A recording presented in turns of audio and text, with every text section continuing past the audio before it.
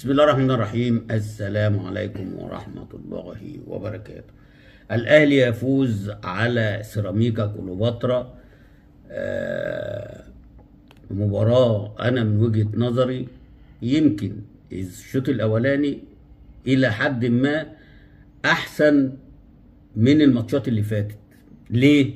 أول هام بيلعب في استاد القاهرة الواسع الكبير اللي هو لعيبه الاهلي واخده عليه وبتعرف تلعب عليه، ما بتلعبش في الملاعب الضيقه زي المحله، زي الماتش اللي فات كانوا بيلعبوا في المقاولين العرب، وقبل كده حتى ماتش مودرن سبورت كانوا بيلعبوه في الاستاد ولكن اتعادلوا لان كانوا باول ماتش في الدوري، فما كانش لسه الدنيا زي دلوقتي.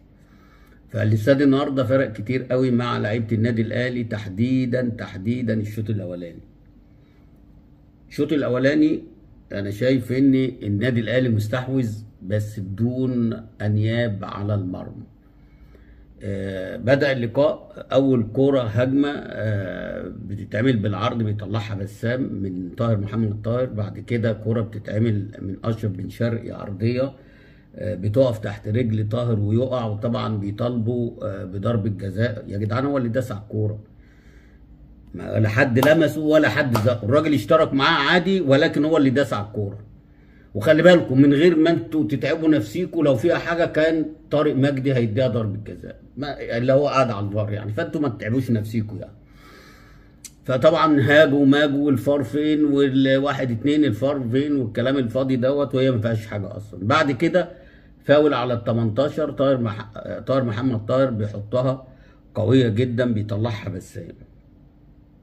دي ابرز الهجمات اللي هي في الشوط الاولاني، طبعا غير الكوره بتاعت تريزيجيه اللي هو احرز منها الهدف. هات وخد مع اشرف بن شرقي ويخش لجوه ويحطها في البعيده لبسام الذي لا يسأل عنها تماما، يعني مش بتاعته خالص.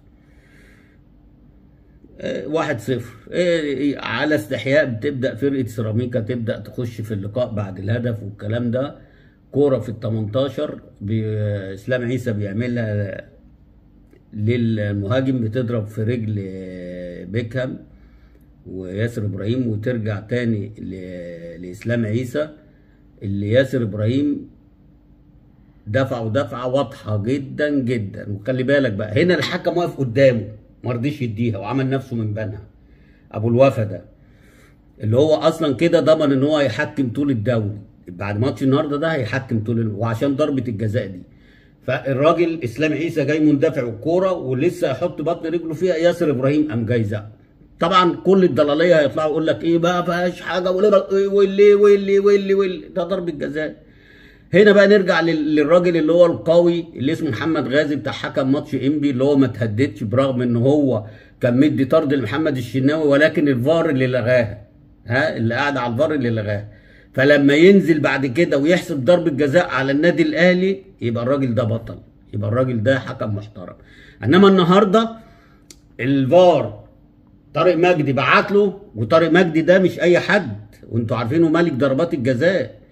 فلما شافها كلم الحكم وقال له تعالى، الحكم مش عايز يخرج شويه وقام جاي خارج، راح وعمل زي محمد معروف السنه اللي فاتت في ماتش فاركو في الاثنين ضربتين جزاء اللي هي ما اتحسبتش لحسين الشحات، لما الفار قال له تعالى ووريها له 100 مره وقال له حسين اللي وقع ما لمسوش. والمره الثانيه لما عمر كمال عبد الواحد دخل في الراجل اللي هو المدافع بتاع فاركو وحسب ضربه جزاء والفار قال له تعالى ما فيهاش حاجه، وراح وشافها ورجع وقال لك فيها ضربه جزاء وحسب ضربه جزاء. ايه يا جدعان في ايه؟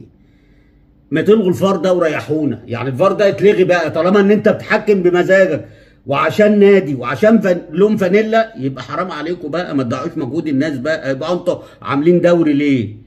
وطالعين امبارح واول امبارح يقول لك الكهرباء بتاعت الفار الغوا، ما حدش يدفع فلوسه، ما حدش يدفع فلوسه. كل فرقه دفعت 2 مليون جنيه للحكام، مع ان المفروض دي من اتحاد الكره ومداخيل اتحاد الكره اللي هو يشيل الحكام هو اللي يصرف على الحكام مش الانديه. الانديه هتدفع للعيبه ولا هتدفع لموظفين ولا هتدفع لعمال ولا هتدفع لجماهير ولا هتدفع لسباصره؟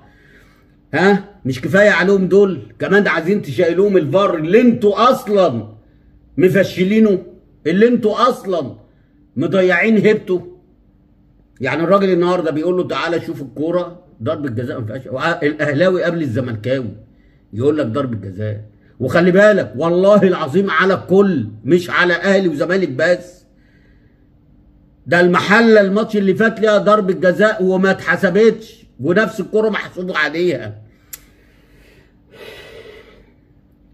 طول ما احنا بنكيل بمكيالين كده، تاكدوا ان مفيش كوره في مصر وعليه العوض في الكوره في مصر. ده بالعكس، انت لما تحسب ضربه جزاء بتدي طعم للمباراه، الاهلي يفوق ويرجع يكسب تاني بعرقه وجهده، واخد بالك. وحتى لو ما كسبش يبقى الخلل من عنده، يبقى الاداره ماشيه من اول الموسم مش كويس، وانتوا عايزين تصلحوا اخطاء الاداره. ليه؟ جابوا مدرب مش كويس، جابوا لعيبه على الفرق. يعني النهارده مثلا الشوط الاولاني انتاج محمد بن رمضان ايه؟ ولا الهوا. هو الوحيد اللي عامل لك شكل وعامل لك خطوره وتقل هو بن شرقي. تريزيجيه جاب الجول، كتر خيره. طيب بن رمضان، ولما قعد الراجل التاني الاهلي كسب، الاهلي فاق. لما اتصاب الماتش اللي فات وخرج، بعد ما خرج على طول جابوا جول. والنهارده هو ما بيلعبش، كسب الاهلي. وبيلعب مين؟ سيراميكا، فرقه من الفرق اللي هي بتتعد من الفرق التقيله اللي في الدوري. نزلنا الشوط الثاني، طبعا اخطر ما فيه الكوره بتاعت تريزيجيه اللي هو خدها على الطاير وقال لك ان هي عدت الخط والكلام دوت، وما حصلش. وطبعا احنا لا شفناها ولا ما حدش يقدر يقول اذا كانت عدت، لان هو واقع وهي الكوره تحته، ما نعرفش بقى على الخط ولا عدت الخط. تاني حاجه، تاني هجمه بتاعت كريم نيدفيد في اخر المباراه، اللي هو ضيعها، هو اتفاجئ بيها، لقاه قدامه بيلف، لقاه قدامه فحط وش رجله، كان مصطفى العش حاطط معاه داخل معاه، فهو اللي خلاه عمل كده. التانية اللي هي بتاعت اسلام عيسى الانفراد وحطها في الاوت من بره. دولت ابرز حاجه. تالت حاجه بقى حسين الشحات لما نزل، شفتوا الفرق بقى بين الهجاص واللي بيكذب والراجل اللي هو لعيب كوره. الراجل اللي هو برغم ان الجماهير الاهلي كلها عايزاه يمشي وقلب عليه واللجان مخلصه عليه، بس الراجل لعيب كوره، نزل قام جاي مرقص وقام جاي حاططها انفراد جريديشار لقى نفسه هو والجون حطها، ولكن بسام بيستبسل وانا من وجهه نظري كان المفروض ياخد هو راجل مباراه. حسين الشحات في واحده تانية برضو قام جاي عامل قلبان وهوب وقام جاي حاططها، ولكن اتاخر فيها محمد طاهر. المهم يعني ادي لعيب الكوره وادي اللعيب اللي بيضحك عليكم. يعني شوف انتاج لعيب الكوره لما نزل في 10 دقايق عمل اسيست وكان هيجيب جون، والاهلي مسك الكوره وبدا بعد ما كان البدني وقع وبداوا ان هم يرجعوا لورا، بدا ان هو ياخد فرقه الاهلي ويشدها تاني لقدام. بن رمضان مقلب لغايه دلوقتي الاهلي لم يستفيد منه ولازم يقعد. انا ما اعرفش النهارده لعب 90 دقيقه ازاي. الكابتن عماد النحاس بيحب ويكره، لان ده من اول الشوط الثاني لازم يغير، وهو بالامانه من بعد الماتشات اللي فاتت ما كانش بدا النهارده بن رمضان، ولكن زي ما انا قلت لك بيتفرض، لازم الناس تلعب بعافيه وذوق. ولو زيزو كان موجود النهارده كان هيلعب بعافيه وذوق.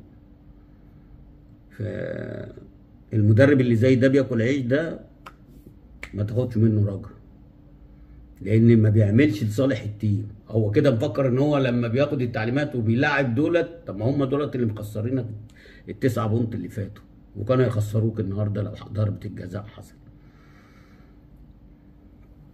في لعيبه طاهر محمد طاهر النهارده من احسن اللعيبه اللي كانت متواجده النهارده في الملعب.